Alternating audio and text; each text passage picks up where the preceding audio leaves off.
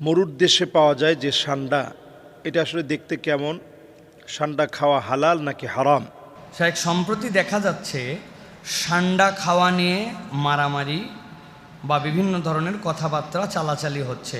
দয়া করে জানাবেন সান্ডা খাওয়া কি জায়েজ, বা ইসলামী দৃষ্টিভঙ্গিতে সান্ডার মধ্যে আলাদা কোনো কি উপকার বা পুরুষদের জন্য কোনো আলাদা কোনো পাওয়ার ক্রিয়েট করে, এরকম কোনো কিছু আছে কিনা?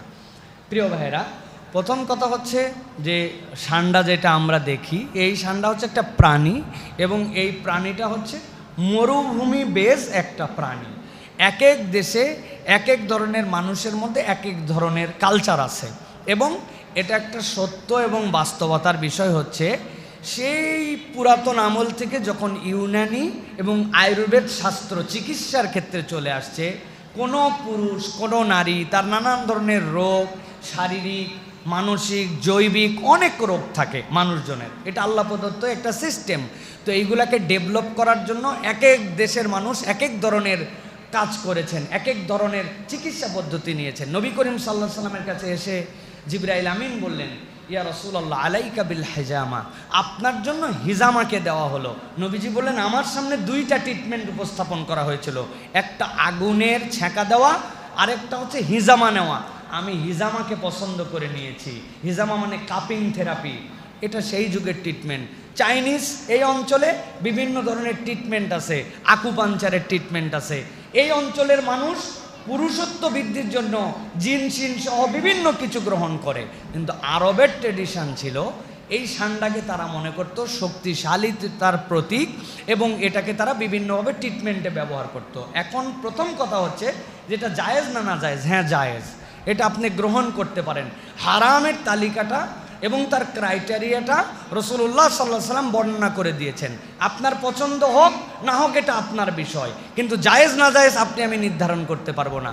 ঘাস ফড়িং আছে না, টিড্ডি দেখছেন না, টিড্ডি খাওয়া জায়েজ, কিন্তু আপনার আমার রুচিতে আসে না। আমার মেয়ে কাঁকড়ার জন্য পাগল, যেখানে যাবে সে কাঁকড়া খাবে, অক্টোপাস যেটা জায়েজ এটা খাবে। আমি তো এইগুলার থেকে ওই টেবিল আলাদা করে দিই, তুই ওই টেবিলে খাবি আমি এই টেবিলে খাবো, এটা আমি খাইতেই পারি না। জায়েজ, এটা আপনার রুচি বা অরুচির ব্যাপার। কারণ সান্ডা যেটা, বাংলাদেশের সান্ডা একটু ভিন্ন কারণে হিট করছে, এটা আপনারা জানেন। সেই বিষয়ের কথা আমরা বলতে চাই না, বা এখানে প্রাসঙ্গিক না। প্রশ্ন যেহেতু আসছে খাওয়া জায়েজ বা না জায়েজ, আপনি যদি মনে করেন যেই প্রক্রিয়ায় খেলে জায়েজ এবং হালাল হবে সেটা আপনি খেতে পারেন। তবে আমাদের দেশের মানুষের কাছে এটা অ্যাভেলেবলও না, বা আমাদের দেশের মানুষের জন্য এটা অতটা প্রয়োজনীয় নয়। অতএব প্রিয় ভাইয়েরা, এই বিষয়ে আমাদের জন্য মতামত হচ্ছে যে এই প্রাণী যারা খান বা যারা ব্যবহার করেন এটা নাজায়েজ বা হারাম নয়, ব্যবহার করতে পারবেন। এক ভাই জানতে চেয়েছেন যে আসলে পুরো ফেসবুক জুড়ে, ইউটিউব জুড়ে সান্ডা নিয়ে অনেকে অনেক প্রশ্ন করছেন, এই জাতীয় অনেক ভিডিও রয়েছে। মরুর দেশে পাওয়া যায় যে সান্ডা, এটা আসলে দেখতে কেমন? সান্ডা খাওয়া হালাল নাকি হারাম? অত্যন্ত গুরুত্বপূর্ণ। আমাদের দেশে কোনো একটা ট্রেন্ডিং শুরু হলে সবাই ওইটার প্রতি খুব আকৃষ্ট হয়ে যায়। সস্তায় আমরা যখন আকৃষ্ট হই তখন নানা ধরনের অঘটন কিন্তু আমাদের দেশে ঘটে। এটা বিগত অনেক সময় ঘটেছে। যেমন সান্ডা তো আসলে মরুভূমিতে খুব একেবারে হাতের নাগালে পাওয়া যায় না, খুবই দুর্লভ প্রজাতির এই তৃণভোজী এই প্রাণী সান্ডা, যেটা আসলে লতা পাতা এগুলো খেয়ে বেঁচে থাকে, ঘাস খেয়ে বেঁচে থাকে, খুবই সামান্য, পানি একেবারে খায় না। যখন তাকে ধরার জন্য যায় তখন সামান্য পানি, যদি সে তখন খুব তৃষ্ণার্ত হয় তখন সামান্য একটু পানি খেয়ে নেয়। এই সান্ডাটা নবী করিম সাল্লাল্লাহু আলাইহি ওয়াসাল্লামের জামানায় সাহাবায়ে কেরাম সান্ডা খাচ্ছিলেন। নবীজির সামনে উপস্থাপন করা হয়, নবীজি খায়নি, তবে নবীজি নিষেধ করেনি।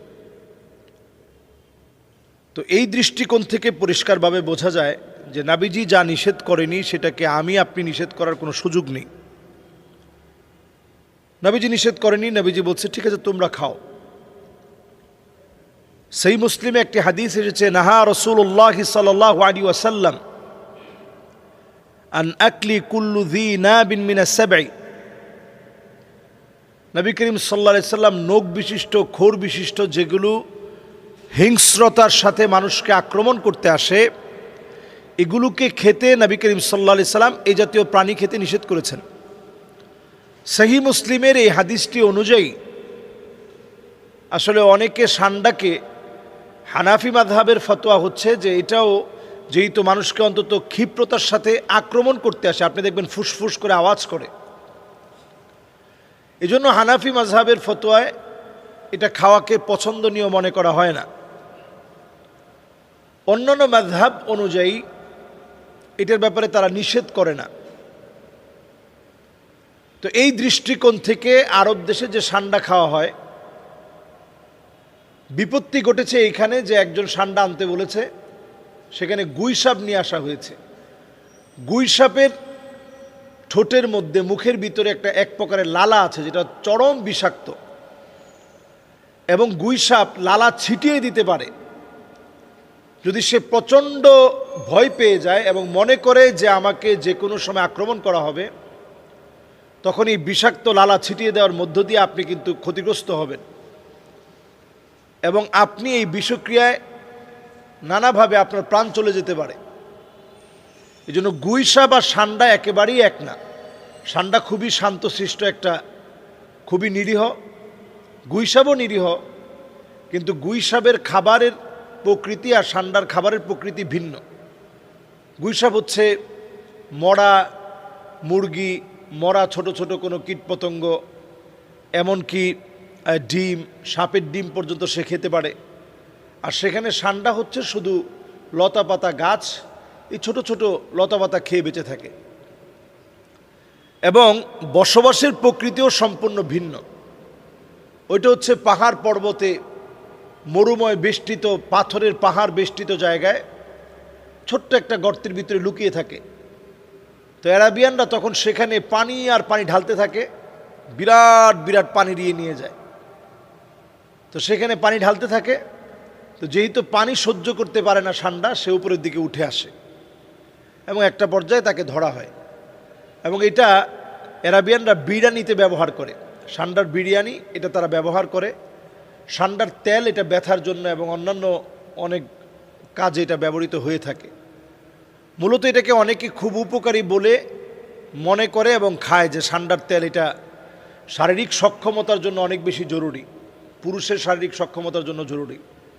এই বিষয়টি আসলে ঠিক এভাবে বিষয়টি আসলে কোথাও পাওয়া যায় না, কোনো গবেষণায় এই বিষয়টি এভাবে পাওয়া যায় না। ষান্ডাটা মূলত অত্যন্ত চর্বিযুক্ত একটা প্রাণী। এই চর্বিযুক্ত এই প্রাণীটা বেশি খেলে মানুষের ফ্যাটি লিভার হবে এবং নানাভাবে এই ফ্যাটি লিভারের কারণে আপনি অসুস্থ হবেন। এবং প্রচণ্ড বেশি যদি আপনি মাসে যদি কয়েকবার ষান্ডা খান, এটা আপনার অনেক ধরনের ফ্যাট, জায়গায় জায়গায় এই ফ্যাটের কারণে আপনি ক্ষতিগ্রস্ত হবেন, শরীরটা নানাভাবে অসুস্থ হবে। তো এটা পরিষ্কার বিষয় যে এই ষান্ডা, এটার ভিতরে আমরা যেটা মনে করে অ্যারাবিয়ানরা খেয়ে থাকে অথবা যেটা আমরা মনে করে থাকি, বিষয়টা কিন্তু আদৌ এমন না। আল্লাহ আমাদেরকে বোঝার তৌফিক দান করুক। আসসালামু